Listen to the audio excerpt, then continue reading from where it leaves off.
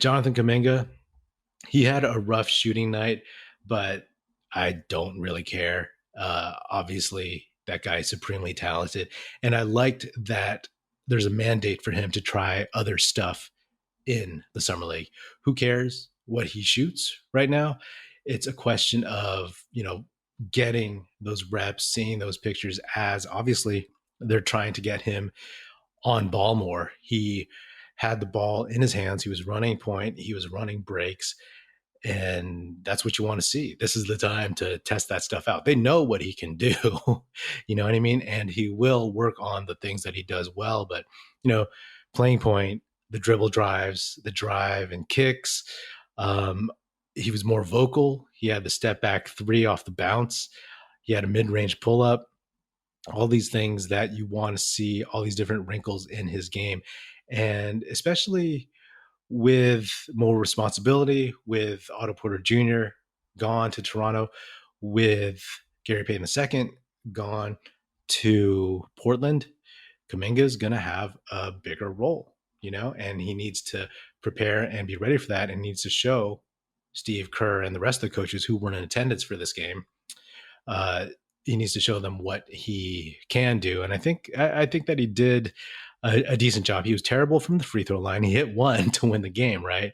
But everybody's going to say he sucks at the line. But we've seen this, and I've talked about this. His stroke is not bad. It's much more improved from when he first got drafted, and it was never broken. And he had games where he hit like 8 of 9 from the line during the regular season. So I'm not worried about that. It may be he reverted to bad habits. Maybe his timing's off. Maybe he's just a little bit in his head. I mean, that's the thing I worry about the most, because free throws is pretty much about stuff in your head. So hopefully that shakes out. But in general, I'm not worried about him. What I loved seeing was his fire, his competitiveness.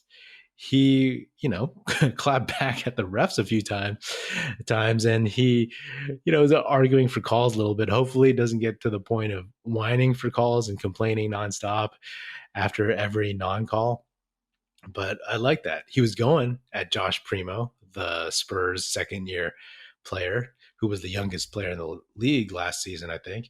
And, seeing Kuminga go at him, he's not afraid, and you saw it during the regular season that he was that competitive. But it's cool to see him vocal. And it's funny because after a year of being in the league, you're starting to see Kuminga's personality and Moses Moody's personality come out a little bit. They're not just these wide-eyed kids.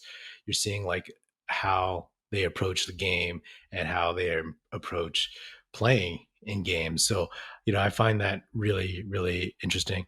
Kuminga, he wants to win, and I have always loved that about him, and it's cool to see that come out of him with the emotions. Maybe he's taken after Draymond, and hopefully he doesn't take after him a little too much with the emotions and the shouting at the refs and everything. But like, he's trying stuff out. So for anybody out there who's like worried about Jonathan Kuminga, don't worry about Jonathan Kuminga, right? He wants to be great. He's very competitive.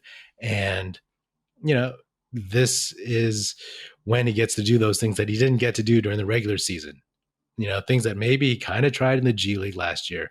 But now it's like you go into the summer and it's like the coaching staff, the front office wants you to work on this, like this is how you improve your game. This is how you become an all-star player, like follow this path. So playing defense, picking up Josh Primo, who was the Spurs' best player, and having the ball in your hands and learning to make good decisions, quick decisions, learning to get past people. I mean, one thing's for sure, Kuminga's flop game was pretty strong, because every time he kind of got caught up in the paint, he would like fall to the ground. So, I say that jokingly, but he's figuring out his game and it's evolving. So it's kind of a joy to see what he's doing now and imagining him getting better at those things, right? Like him being kind of a point forward in a lot of ways, the way that Andre has been, the way that Draymond has been. So don't worry about his stat line. He scored well. Sure, he shot badly from the free throw line. Doesn't matter. Does not matter. That'll get worked out eventually.